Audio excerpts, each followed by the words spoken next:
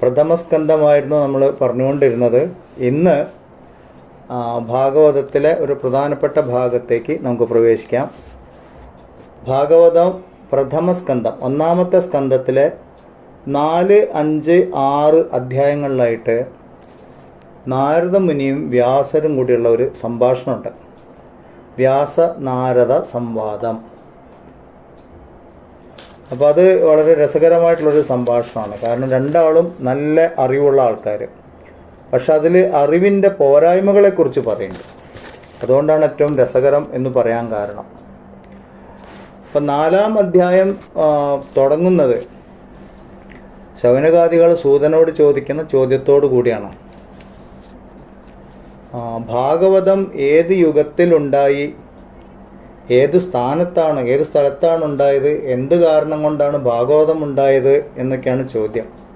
പിന്നെ ചോദിക്കുന്നത് വ്യാസമഹർഷി എന്തിനാണ് ഭാഗവതം രചിച്ചത്. പിന്നത്തെ ചോദ്യം ശുഗമുനി പരീക്ഷിത്ത് രാജാവിന് എന്തിനാണ് ഭാഗവതം കേൾപ്പിച്ചത്. അങ്ങനെ ചോദിക്കാൻ കാരണം ഈ ശുഗബ്രഹ്മർഷി ഒരു സ്ഥലത്ത് സ്ഥിരമായിട്ട് നിൽക്കാത്ത ആളാണ്. വായുവിനെ പോലെയാണ് അത്ര. ഒരു പശുവിനെ കറക്കുന്ന സമയം ഒരാൾ നിൽക്കുള്ളൂ, അവിടെ ഒരു സ്ഥലത്ത് നിൽക്കുള്ളൂ. അത് അത്രയും അറ്റാച്ച്മെൻറ്റ് ഒന്നിനോടും ഇല്ലാത്ത ഒരാളാണ്. പക്ഷേ 7 ദിവസം ഒരു സ്ഥലത്ത് താമസിച്ച് ഭാഗവതം കേൾപ്പിക്കുക പറഞ്ഞത് ഒരു വലിയ അത്ഭുതമാണല്ലോ. അതുകൊണ്ടാണ് അങ്ങനെ ചോദിക്കാൻ കാരണം. പിന്നെ അതിനുശേഷം പരീക്ഷിത്ത് രാജാവിൻ്റെ ജന്മവും അദ്ദേഹത്തിൻ്റെ ചരിത്രം അത് ഞങ്ങളെ വിശദമായിട്ട് പറഞ്ഞു കേൾപ്പിക്കണം. ഇങ്ങനെയൊക്കെയാണ് ചോദ്യങ്ങൾ വന്നത്. ഇതിലേറ്റവും രസകരമായിട്ടുള്ളൊരു ഭാഗം എന്താന്ന് പറഞ്ഞാൽ, ദുഃഖ നിവാരണത്തിന് ഈശ്വര മാഹാത്മ്യം അറിയുക, അല്ലെങ്കിൽ ആത്മജ്ഞാനം ആണ് വേണ്ടത് എന്ന് മുമ്പും പറഞ്ഞു. അപ്പം ഇവർ ചോദിക്കേണ്ടിയിരുന്നത് ഈ ആത്മജ്ഞാനം എന്താണ്, ദുഃഖ നിവൃത്തിക്കുള്ള ആത്മജ്ഞാനം എന്താണ്, അത് പറഞ്ഞു തരൂ എന്നാണ് ചോദിക്കേണ്ടിയിരുന്നത്. അതൊഴികെ ബാക്കിയൊക്കെ ചോദിച്ചു. അപ്പോൾ ഇതാണ് പറയുന്നത്, നമുക്ക് എല്ലാ അവസരങ്ങളും എല്ലാം ഒത്തു വന്നാലും നമ്മളുടെ കർമ്മവാസനകൾ എപ്രകാരമാണോ നമ്മളെ കൊണ്ട് ചോദിപ്പിക്കുക, അത്രേ ചോദിക്കുകയുള്ളൂ. നമ്മളുടെയൊക്കെ മിക്കവാറും എല്ലാവരുടെയും സ്ഥിതി ഇതൊക്കെ തന്നെയാണ്. വലിയ സ്വാമിമാരുടെ അടുത്ത് പോയാലും ആശ്രമങ്ങളിൽ പോയാലും ഗുരുവിൻ്റെ അടുത്തൊക്കെ പോയാലും ഭൗതികമായിട്ടുള്ള കാര്യങ്ങളും ഒക്കെ ചോദിച്ചിട്ട് വരും. എന്താണോ ചോദിക്കേണ്ടത് അത് ചോദിക്കില്ല. അങ്ങനെ ഒരു സംഭവമുണ്ട്. അപ്പോൾ എപ്പോഴും നമ്മളത് തീരുമാനമാക്കിയിട്ട് പോകണം. ഇവിടെ അങ്ങനെ തന്നെ പൊന്തയ്ക്ക് ചുറ്റും തല്ല പറഞ്ഞൊരു സ്ഥിതിയായി ഇവിടെ. എന്തായാലും ഈ ചോദ്യങ്ങളൊക്കെ കേട്ടപ്പം സൂതൻ ഉത്തരം പറയാൻ തുടങ്ങിയാണ്. ആദ്യം തന്നെ പറഞ്ഞു വ്യാസർ എപ്പോഴാണ് ഉണ്ടായത് എന്നാണ്. ദ്വാപര യുഗത്തിൻ്റെ ആരംഭത്തിലാണ് വ്യാസൻ ഭഗവാന്റെ അംശമായിട്ട് അവതരിച്ചത്. അങ്ങനെ പറഞ്ഞിരിക്കുന്നത് വിഷ്ണു അംശമായ വ്യാസർ അവതരിച്ചത് എന്നാണ്. അപ്പോൾ അവിടെ പരാശര മുനി സത്യവതിയെ കാണുകയും പിന്നെ സത്യവതിയെ കണ്ടു, സത്യവതിയോട് ഇഷ്ടം തോന്നി. അങ്ങനെ അവർ പരസ്പരം ഒന്നിച്ചു. പിന്നെ അങ്ങനെ ഒരു കുട്ടിയുണ്ടായി. ആ കുട്ടിയാണ് പിന്നീട് വ്യാസർ എന്ന അറിയപ്പെട്ട കൃഷ്ണദ്വൈപായനൻ. ഇതൊക്കെ അങ്ങനെ ഒരു കഥയുണ്ട്. എനിവേ ഇവിടെ ചോദിച്ച ചോദ്യം എപ്പോഴുണ്ടായി എന്നുള്ളതാണ്. അപ്പം വ്യാസരുണ്ടായ കാലം പറഞ്ഞു, ദ്വാപര യുഗത്തിൻ്റെ ആരംഭത്തിലാണ് ഉണ്ടായത്. അതിനുശേഷം പറയുന്നത് വ്യാസരുടെ മാഹാത്മ്യം പറയുന്നു. അവിടെ പറയുന്നത് ആ ശ്ലോകത്തിൻ്റെ അർത്ഥം നോക്കിയാൽ അതിൽ ഒരുപാട് കാര്യങ്ങൾ പറഞ്ഞിട്ടുണ്ട്. വ്യാസരിരുന്ന് ആലോചിച്ചപ്പം കാലത്തിൻ്റെ ശക്തിയാൽ യുഗം തോറും ധർമ്മത്തിന് വ്യത്യാസം സംഭവിച്ചു കൊണ്ടിരിക്കുന്നു, അപജയം സംഭവിച്ചു കൊണ്ടിരിക്കുന്നു. ഈ കാര്യം തന്നെ നമ്മൾ ഭഗവത്ഗീതയിലും കാണാം. ഭഗവാനും പറയുന്നുണ്ട് ഈ കാര്യം. ഞാൻ സൂര്യൻ ഉപദേശിച്ചു, പിന്നെ ഇക്ഷാകു, പിന്നെ മനു, അങ്ങനെ കാലക്രമേണ ഈ അറിവിന് അപജയം സംഭവിച്ചു. അപ്പം ഞാൻ വീണ്ടും അവതരിച്ചു എന്ന് ഭഗവത്ഗീത പറയുന്നുണ്ട്. അതേ കാര്യം ഭാഗവതത്തിലും പറയണം. കാലത്തിൻ്റെ ശക്തിയാൽ യുഗം തോറും ധർമ്മത്തിന് വ്യത്യാസം വരും, അപജയം സംഭവിക്കും എന്നുള്ള. അത് വളരെ നാച്ചുറലായിട്ട് സംഭവിക്കുന്ന കാലത്തിൻ്റെ ശക്തിയാണ്. അതിനെ തടുക്കാൻ ആർക്കും പറ്റില്ല. അതങ്ങനെയാണ് പ്രോഗ്രാം ചെയ്തിരിക്കുന്നത്. പലപ്പോഴും ഇതൊരു ഡിബേറ്റിനൊക്കെ വരുമ്പോഴേ ചില ആശ്രമങ്ങളിലൊക്കെ പറയുമ്പം അവർ ആദ്യം സത്യയുഗമായിരുന്നു, സത്യയുഗത്തിലെല്ലാം 100% പെർഫെക്ഷനായിരുന്നു, പിന്നീട് ധർമ്മം ക്ഷോഭിച്ചു വന്നു, അപ്പോൾ വീണ്ടും സത്യയുഗം വരും, ഇങ്ങനെയൊക്കെ വാദമുണ്ട്. അപ്പം തിരിച്ച് അവരോട് ചോദിക്കുമ്പോൾ എല്ലാം 100% പെർഫെക്ഷൻ ഉള്ള സ്ഥലത്താണെങ്കിൽ പിന്നെ ഇംപെർഫെക്ഷൻ എവിടെ നിന്നുണ്ടായി എന്നൊരു ചോദ്യം വരുമ്പം അവിടെ ഉത്തരമില്ല. പക്ഷെ ഇവിടെ ഭാഗവതത്തിൽ അല്ലെങ്കിൽ ഭഗവത്ഗീതയിൽ അതിന് ഉത്തരമുണ്ട്. അത് കാലത്തിൻ്റെ ഗതി അങ്ങനെയാണ് എന്നുള്ളതാണ്. അതിനാർക്കും തടുക്കാൻ പറ്റില്ല എന്നുള്ളതാണ്. ഓരോ അവതാരങ്ങളുടെയും പ്രവർത്തന രീതികൾ നോക്കിയാൽ അതാത് കാലത്തിന് വേണ്ടിയിട്ടുള്ളതാണ് എന്ന് മനസ്സിലാവും. അപ്പോൾ ഇങ്ങനെ കാലക്രമത്തിൽ ധർമ്മത്തിന് അപജയം സംഭവിക്കുമ്പോൾ ലോകത്തിൽ അധർമ്മം പെരുകി പെരുകി വരും എന്ന് പറഞ്ഞാൽ വേദതത്വങ്ങളിൽ നിന്ന് ജനങ്ങൾ അകന്നു പോകും. അപ്പം വ്യാസർ വിചാരിച്ചു ഈ വേദതത്വങ്ങളെ നിലനിർത്തേണ്ടത് ആവശ്യമാണ്, പ്രചരിപ്പിക്കേണ്ടത് ആവശ്യമാണ്. അപ്പോൾ അതിനു വേണ്ടിയിട്ട് എന്തുണ്ടായി?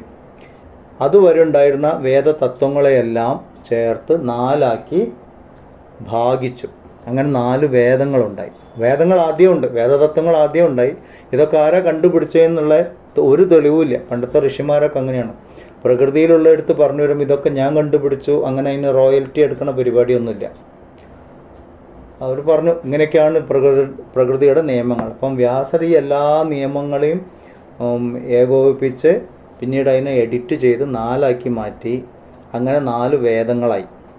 പിന്നെ ഈ വേദസാരങ്ങളൊക്കെ ചേർത്തും കൊണ്ട് ഇതിഹാസം, മഹാഭാരതം ഉണ്ടാക്കി, പുരാണങ്ങൾ രചിച്ചു. ഇതൊക്കെ പ്രചരിപ്പിക്കാൻ വേണ്ടിയിട്ടാണ്, വേദതത്വങ്ങളെ പ്രചരിപ്പിക്കാൻ. അപ്പം വേദങ്ങൾ മാത്രം പോരായിരുന്നോ, എന്തിനാ ബാക്കിയെല്ലാം രചിച്ചത് എന്നൊരു ചോദ്യം വരും. അപ്പം 4 വേദങ്ങളെ ഇങ്ങനെ പകുത്തത് കാരണം അത് 4 ശിഷ്യരെ ഏൽപ്പിച്ചു എന്നാണ്. അപ്പോൾ ഋഗ്വേദം പൈലൻ, സാമവേദം ജൈമിനി, യജുർവേദം വൈശംപായനൻ, അഥർവം സുമന്തു, ഇങ്ങനെ 4 ആൾക്കാരെ ഏൽപ്പിച്ചു, 4 ഋഷിമാരെ. അവരും അവരുടെ ശിഷ്യരും ആ ശിഷ്യ പരമ്പരയും അങ്ങനെ എല്ലാം കൂടി വേദപഠനങ്ങൾക്ക് ഒരുപാട് ശാഖകളുണ്ടായി. ഇപ്പോഴും അങ്ങനെ തന്നെയാണ്. അപ്പോൾ വേദത്തിൻ്റെ പറയുമ്പോൾ ഏത് ഗോത്രം ഏത് ശാഖ എന്നൊക്കെ പറയണം. പക്ഷെ തത്വങ്ങളൊക്കെ ഒന്ന് തന്നെയാണ്, പല വിധത്തിൽ എക്സ്പ്ലെയിൻ ചെയ്തെങ്കിലും. പിന്നീട് വേദവ്യാസർക്ക് മനസ്സിലായത് വേദം മുഴുവൻ ഇങ്ങനെയൊക്കെ പറഞ്ഞാലും കുറേ ആൾക്കാർക്കൊന്നും അത് മനസ്സിലാവുന്നില്ല, അവരത്ര സൂക്ഷ്മ ബുദ്ധിയുള്ളവരായിട്ടില്ല. അപ്പോൾ ഈ വേദസാരങ്ങളെ മുഴുവൻ ഉൾപ്പെടുത്തിയും കൊണ്ട് കഥാരൂപത്തിൽ മഹാഭാരതം രചിച്ചു. അപ്പോൾ ഭാരതത്തിൽ എന്താ ഉള്ളതെന്ന് വെച്ചാൽ വേദസാരങ്ങളാണ് ഉള്ളത്, കഥാപാത്രങ്ങളുടെ രൂപത്തിലൂടെയും സാഹചര്യത്തിലൂടെയും വിവരിച്ചു. അപ്പോൾ ഇത് കൃത്യമായിട്ട് ഭാഗവതത്തിൽ പറയുന്നുണ്ട്. അതിൻ്റെ അർത്ഥം ഭാഗവതം എഴുതിയത് മഹാഭാരതം എഴുതിയതിന് ശേഷമാണത്. അങ്ങനൊരു ഡിബേറ്റ് ഉണ്ട്, ഏതാണ് ആദ്യം എഴുതിയത്. അപ്പോൾ ഇങ്ങനെ ഇത് കൃത്യമായിട്ട് എക്സ്പ്ലെയിൻ ചെയ്തത് കാരണം ഭാഗവതം പിന്നീടുണ്ടായതാണ്. അപ്പോൾ ഇങ്ങനെ ഈ പുരാണ ഇതിഹാസങ്ങളും വേദങ്ങളൊക്കെ ഉണ്ടാക്കിയിട്ടും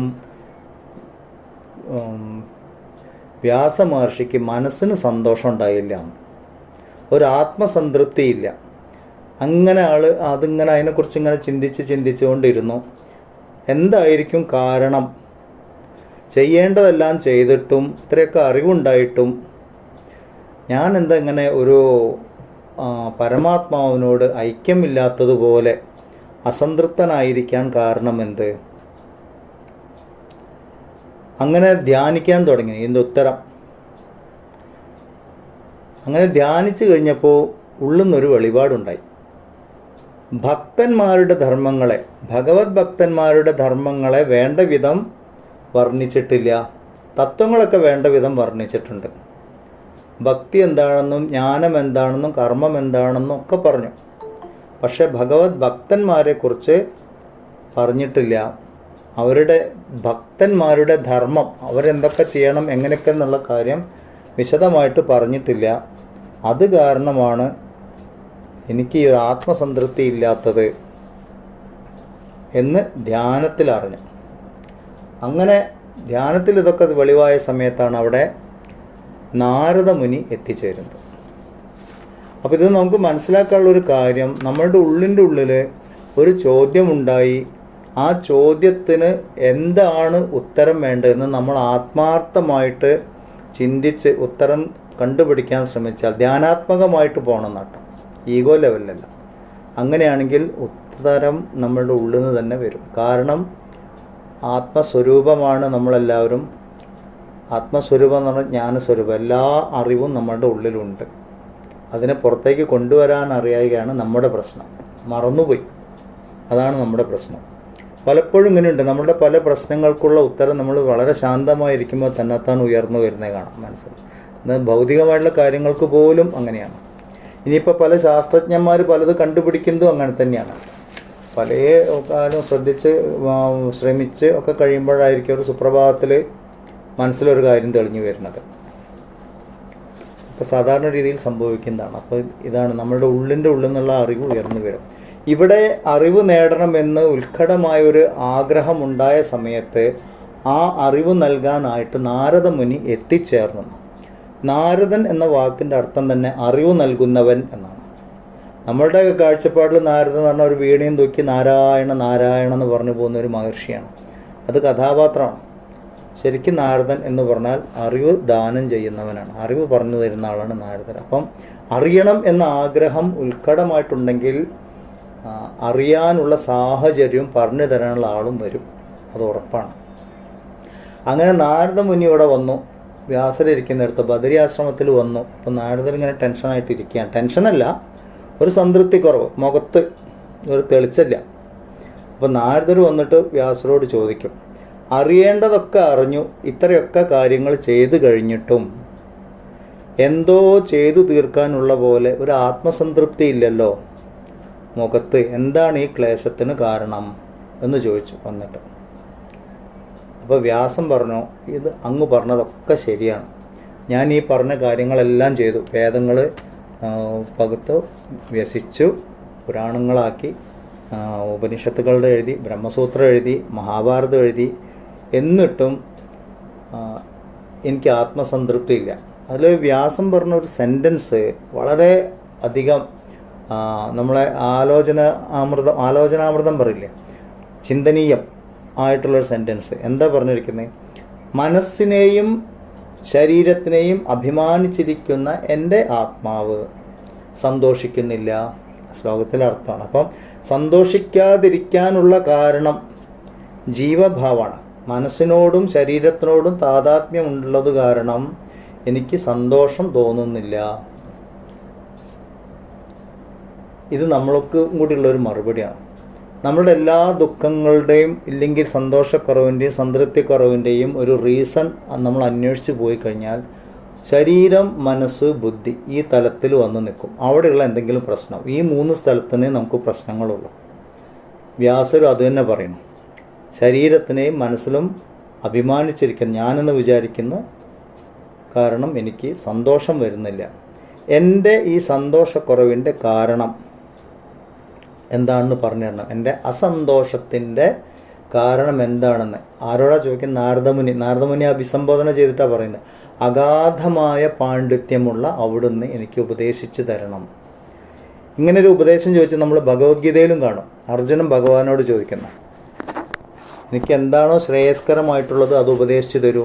ഇവിടെയും അതുപോലെ വ്യാസ മുനി പോയിട്ട് നാരദരോട് പറയണം. അപ്പം എൻ്റെ സന്തോഷക്കുറവിൻ്റെ കാരണം പറഞ്ഞു, ശരീരത്തിനും മനസ്സിനും എന്താ പറയുക, ആത്മാവിന് ശരീരത്തിനോടും മനസ്സിനോടുമാണ് താതാത്മ്യം, അത് കാരണം. അപ്പോൾ എൻ്റെ സന്തോഷമില്ലായ്മയുടെ കാരണം എന്താണ് എന്ന് ചോദിക്കുമ്പോൾ യഥാർത്ഥത്തിലുള്ള ചോദ്യം, എനിക്ക് ദേഹത്തിനോടും മനസ്സിനോടും ബുദ്ധിയോടും താതാത്മ്യം ഉണ്ടാവാൻ, ഐഡൻറ്റിഫിക്കേഷൻ ഉണ്ടാവാൻ എന്താണ് കാരണം? എന്തുകൊണ്ടാണ് എനിക്ക് അതിന് ഡിറ്റാച്ച്ഡ് ആവാൻ പറ്റാത്തത്, ആ താതാത്മ്യം നശിപ്പിക്കാൻ പറ്റാത്തത്? ഇതാണ് ചോദ്യത്തിൻ്റെ ആന്തരികമായിട്ടുള്ള അർത്ഥം. അപ്പോൾ എല്ലാ ചോദ്യത്തിലും അങ്ങനെ ഒരു അന്തരാർത്ഥം ഉണ്ട്. അതിൻ്റെ ഉള്ളിൽ ഒരു ചോദ്യം കേട്ട് കഴിഞ്ഞാൽ ചോദ്യത്തിൽ യഥാർത്ഥമായിട്ടുള്ള സാരം എന്താണ് എന്നും കൂടി അന്വേഷിക്കണം. അപ്പം ശരീരവും മനസ്സുമായുള്ള താതാത്മ്യമാണ് ആനന്ദാനുഭവത്തിന് തടസ്സം എന്ന് വ്യാസൻ്റെ വാക്കുകളിൽ തന്നെയുണ്ട്. വ്യാസന അറിവിൻ്റെ നിറകുടാണ്, അത്രയ്ക്ക് എഴുതിയ ആളല്ലേ അല്ലേ. രണ്ടാമത് ഈ ചോദ്യം നമ്മളൊന്ന് പഠിക്കാൻ ശ്രമിച്ചാൽ മനസ്സിലാവുന്ന കാര്യം, അറിവ് ഉണ്ടായതുകൊണ്ട് മാത്രം ആനന്ദം ഉണ്ടാവണമെന്നില്ല. അറിവ് കൊണ്ട് ആനന്ദം ഉണ്ടാവുമെങ്കിൽ വ്യാസമഹർഷിക്ക് ആനന്ദം ഉണ്ടാവുണ്ടായിരുന്നു, അതുണ്ടായിട്ടില്ല. അപ്പോൾ അറിവിൻ്റെ അപ്പുറം എന്തോ ഒന്ന് വേണം. പിന്നീട് ചോദ്യത്തിൽ നിന്ന് മനസ്സിലാക്കാനുള്ളത്, ദേഹമനോബുദ്ധികളുമായുള്ള താതാത്മ്യം നശിച്ചാലേ നിരുപാധിക ആനന്ദത്തിൽ നിഷ്ഠനാകാൻ സാധിക്കും. നിരുപാധിക ആനന്ദം, അൺകണ്ടീഷണൽ ബ്ലിസ് ആണ്. ഇല്ല, നമ്മളൊക്കെ ആനന്ദം എന്ന് പറഞ്ഞാൽ സ്വാഭാവികമാണ്. എന്തെങ്കിലുമൊക്കെ കിട്ടിയാലേ നമുക്ക് ആനന്ദമുള്ളൂ. ഇല്ലേ, എന്തിനോടെങ്കിലുമൊക്കെ ആശ്രയിച്ചിരുന്നാലേ ആനന്ദമുള്ളൂ. നിരുപാധിക ആനന്ദം എന്ന് പറഞ്ഞാൽ ഞാൻ ആനന്ദമാണ്, ആനന്ദ സ്വരൂപം, ആനന്ദോഹം എന്ന അവസ്ഥയിലെത്തണം. അത് ദേഹവും മനസ്സും ബുദ്ധിയുമായിട്ട് ചേർന്നിരിക്കുന്നിടത്തോളം കാലം ഉണ്ടാവില്ല. അപ്പോൾ ഇതും ആ ചോദ്യത്തിൽ അടങ്ങിയിട്ടുണ്ട്. ആത്യന്തികമായ ദുഃഖനിവൃത്തി ഉണ്ടാകണമെങ്കിൽ അഹങ്കാര നാശം ഉണ്ടാവണം. അഹങ്കാരം എന്ന് പറഞ്ഞാൽ ദേഹവും മനസ്സും ബുദ്ധിയായിട്ടുള്ള ഐഡൻറ്റിഫിക്കേഷൻ. അതിനാണ് ഈ അഹങ്കാരം എന്ന് പറയുന്നത്. അടുത്തത്, ദേഹമനോബുദ്ധികളുമായുള്ള താതാത്മ്യം ഇല്ലാതെയാവാൻ എന്താണ് ചെയ്യേണ്ടത്? ഇത്രയും ചോദ്യങ്ങൾ ഒറ്റ ചോദ്യത്തിൻ്റെ ഉള്ളിലുണ്ട്. ഇതാണ് ഈ അറിവുള്ളവർ തമ്മിൽ സംസാരിക്കുമ്പോഴുള്ള ഗുണം. വെറുതെ ചോദിക്കില്ല, ഒന്നിൻ്റെ ഉള്ളിൽ ഒരുപാട് കാര്യങ്ങളുണ്ടാവും.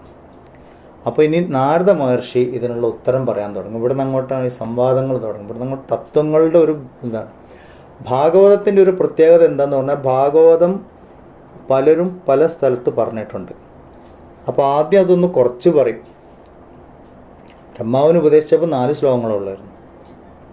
ബ്രഹ്മാവ് നാരദർക്ക് പറഞ്ഞു കൊടുത്തപ്പോൾ കുറച്ചുകൂടി വിശദമായി. നാരദർ വ്യാസന് പറഞ്ഞു കൊടുത്തപ്പം കുറേയും കൂടി തത്വങ്ങളായി. ഇങ്ങനെ ഒരേ കാര്യങ്ങൾ തന്നെ പല സ്ഥലത്തും റിപ്പീറ്റ് ചെയ്ത് കാണാം ഭാഗവതത്തിൽ. മുന്നോട്ട് പോകുന്തോറും അത് വിശദമായിട്ട് ഇങ്ങനെ വരും, ഓരോ പൂ വിരിയുന്നത് പോലെ. അപ്പോൾ ഇവിടെ പറയുന്ന തത്വങ്ങൾ, ഇനിയിപ്പോൾ നാരദ മഹർഷി പറയാൻ പോകുന്ന കാര്യങ്ങൾ ഇനി മുന്നോട്ട് പല സ്ഥലത്തും ഉണ്ടാവും. നമ്മളിത് നന്നായിട്ട് ഓർമ്മിച്ച് വെക്കണം. അപ്പോൾ നാരദ മഹർഷി വ്യാസർക്ക് ഉപദേശം കൊടുക്കാൻ തുടങ്ങി. ആദ്യം തന്നെ പറഞ്ഞു, ഭഗവത് ലീലകളെ വേണ്ട വിധം പ്രതിപാദിക്കാത്തതിനാലാണ് ദുഃഖം മാറാത്തത്. ഭഗവത് ലീലകളെ, ഈ സൃഷ്ടിയിൽ നടക്കുന്ന കാര്യങ്ങളെ ഭഗവത് ലീല എന്നാ പറയാം, സ്വാഭാവികമായിട്ട് സംഭവിച്ചു കൊണ്ടിരിക്കുന്നത്. ഭഗവത് ലീലകളെ വേണ്ട വിധം പ്രതിപാദിക്കാത്തത്. എന്താണ് ഈ വേണ്ട വിധം?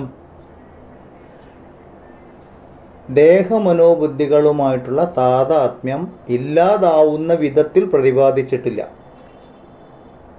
വെറുതെ ഇങ്ങനെ പറഞ്ഞു പോയിട്ടുണ്ടാവും, പക്ഷെ അത് വേണ്ട പോലെ ആയിട്ടില്ല. അത് വായിക്കുന്ന ഒരാൾക്ക്, മനസ്സിലാക്കുന്ന ഒരാൾക്ക് ഈ താതാത്മ്യം ഇല്ലാതെ ആവണം. അത്രയും ഇഫക്റ്റീവായിട്ട് അത് പറഞ്ഞിട്ടില്ല. എന്നിട്ട് അടുത്ത സെൻറ്റൻസാണ് ഗംഭീരമായിട്ട് പറഞ്ഞത്. അതിനാൽ അങ്ങയുടെ അറിവ് അപൂർണമാണ്. അല്ല, ഒരു ഞെട്ടലോട് കൂടി ആ സെൻറ്റൻസ് ഞാൻ തന്നെ ഭാഗവതം വായിച്ചപ്പോൾ ഞാൻ ഞെട്ടിപ്പോയി. നാരദമുനി വന്നിട്ട് വ്യാസമഹർഷിയുടെ അടുത്ത് ഇത്രയൊക്കെ ചെയ്ത വ്യാസമഹർഷിയോട് വന്നിട്ട് പറയാം, അങ്ങയുടെ അറിവ് അപൂർണമാണ്. കാരണം എന്താണ്? ഭഗവത് ലീലകളെ ദേഹമനോബുദ്ധികളുമായുള്ള താതാത്മ്യം ഇല്ലാതാവുന്ന വിധത്തിൽ വിവരിക്കാൻ സാധിച്ചിട്ടില്ല.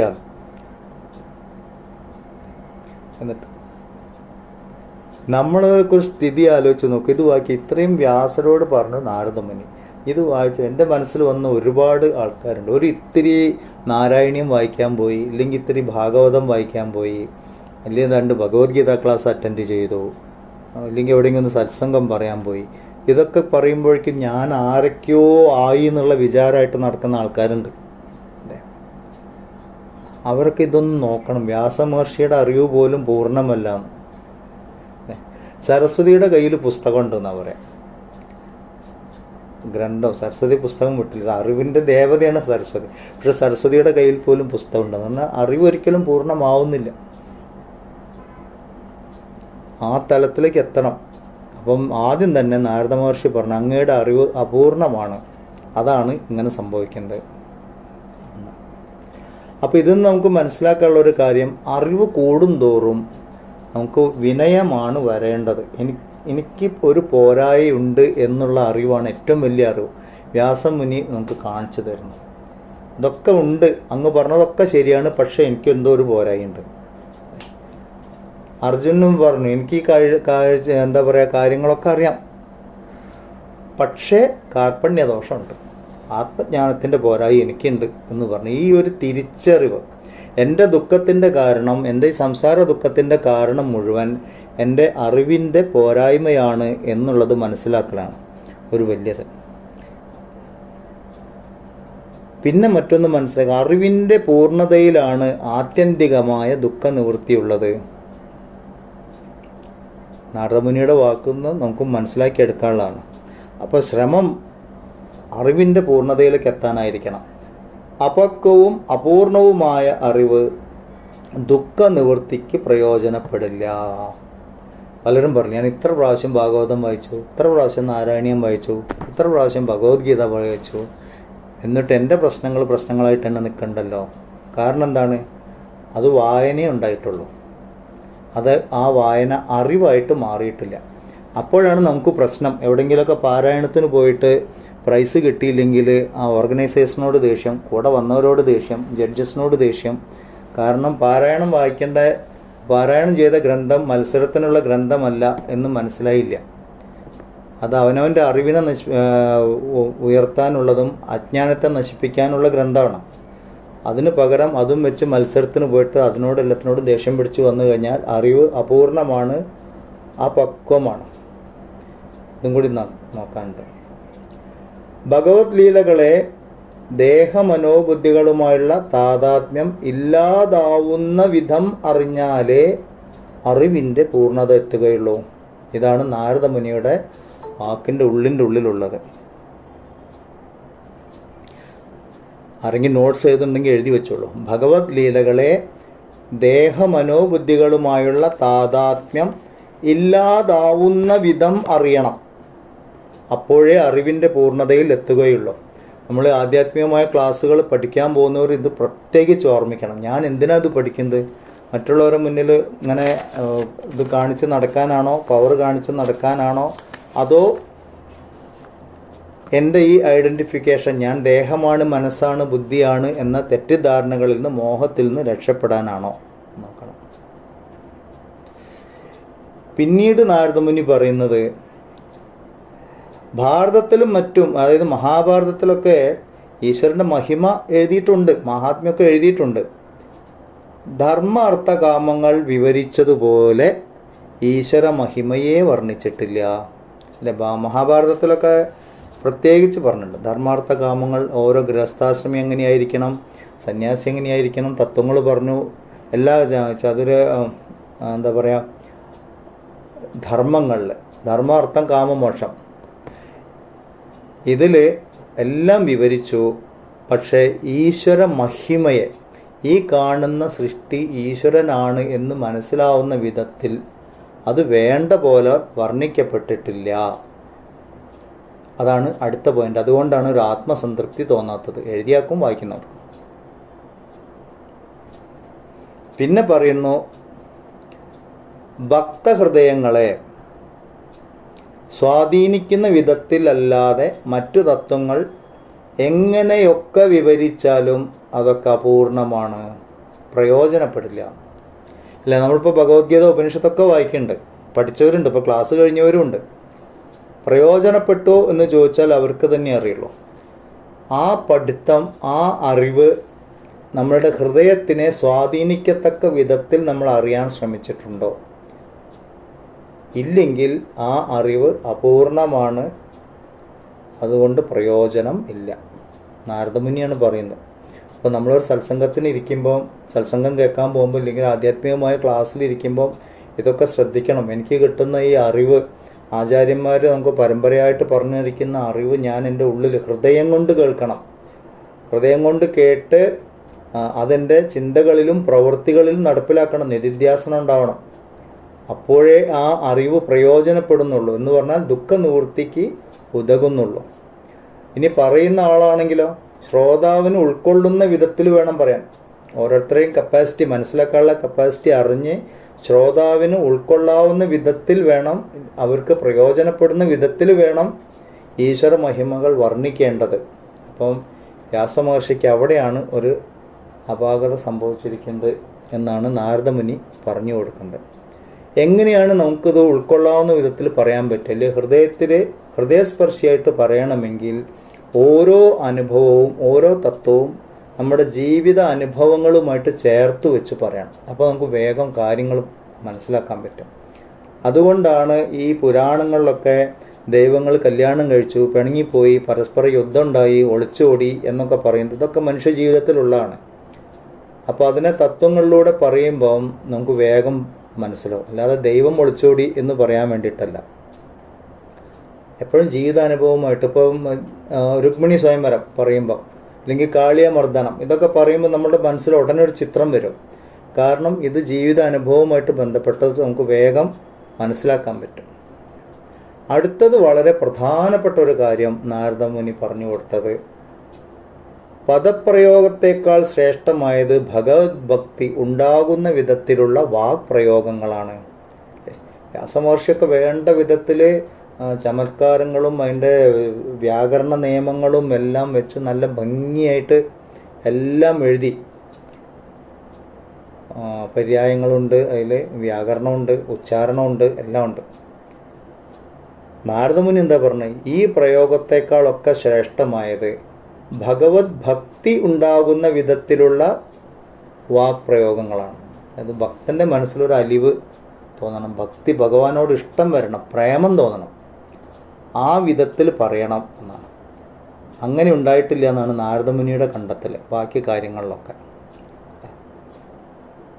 ഭഗവത് ഭക്തി ഇല്ലാത്ത ഏതൊരു കർമ്മവും നിഷ്പ്രയോജനമാണ്. അതാണ് അടുത്ത കണ്ടീഷൻ പറഞ്ഞിരിക്കുന്നത്.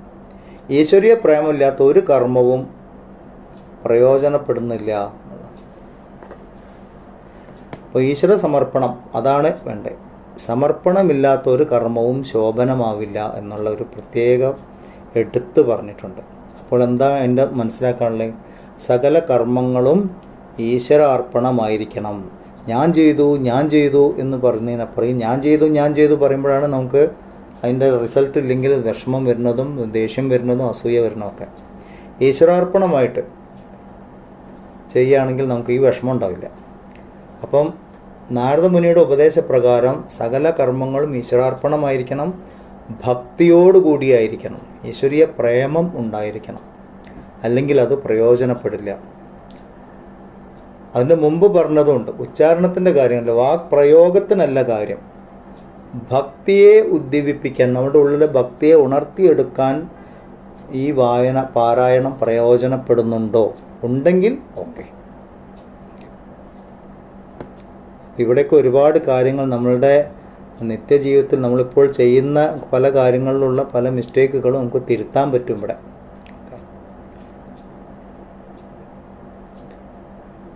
ഇനി പറഞ്ഞു കൊടുത്തിരിക്കുന്നത് സൃഷ്ടി സ്ഥിതി സംഹാരം. അതായത് ഈ പ്രപഞ്ചത്തിലേക്ക് നോക്കിയാൽ ഇതേ നമ്മൾ കാണുന്നുള്ളൂ. ഉണ്ടാവുക, നിലനിൽക്കുക, ഇല്ലാതാവുക, എല്ലാ കാര്യവും. ഈ സൃഷ്ടിസ്ഥിതി സംഹാരാദി എല്ലാ കർമ്മങ്ങളും ഈശ്വരലീലയാണ്, അല്ലെങ്കിൽ ഈശ്വരീയ ശക്തിയുടെ പ്രകടനമാണ് എന്ന് സമാധിയിൽ അറിയണം. സമാധിയിൽ അറിഞ്ഞാൽ പോരാ, അത് സകല ജീവികളുടെയും ബന്ധനമുക്തിക്കായി പറഞ്ഞു കൊടുക്കണം. രണ്ട് കാര്യം, വളരെ പ്രധാനപ്പെട്ട രണ്ട് കാര്യം. ഈ കാണുന്നതെല്ലാം പ്രകൃതിയിലെ സകല ചലനങ്ങളും ഈശ്വരീയ ശക്തിയുടെ പ്രകടനമാണെന്നറിയണം. അത് പുസ്തകം വായിച്ചറിഞ്ഞാൽ പോരാ, ബുക്ക് നോളേജ് പോരാ, സമാധിയിൽ അറിയണം എന്ന് എടുത്തു പറഞ്ഞിട്ടുണ്ട്. സമാധിയിൽ അറിയണം എന്ന് പറഞ്ഞാൽ ധ്യാനിച്ച് ആ തത്വത്തിലെത്തി അതുമായിട്ട് ചേരണം, അപ്പോഴേ അറിയുള്ളൂ. മറ്റതുവരെ ഈ പുസ്തകങ്ങളൊക്കെ നമുക്ക് വഴികാട്ടികൾ മാത്രമാണ്. സമാധിയിൽ അറിഞ്ഞാലും പോരാ, അറിഞ്ഞതിനെ മറ്റുള്ളവരുടെ നന്മയ്ക്കായിട്ട് പ്രയോജനപ്പെടുത്തണം, അപ്പോഴേ ആത്മസംതൃപ്തി ഉണ്ടാവുള്ളൂ. ഒരുപാട് ഉത്തരവാദിത്തങ്ങളാണ് ഈ പറഞ്ഞിരിക്കുന്നത്. ആത്മസംതൃപ്തിക്ക് വേണമെങ്കിൽ സാധനകൾ ചെയ്യണം, തത്വങ്ങളെ അറിയണം, പറഞ്ഞു കൊടുക്കണം. ഈ കാണുന്നതൊക്കെ ഒരേ ഒരു ചൈതന്യമാണ് എന്ന് ബോധിച്ച് ഈ ചൈതന്യത്തിലുള്ള ഒരു വിവർത്തം മാത്രമാണ് സൃഷ്ടി, ഇതറിയണം.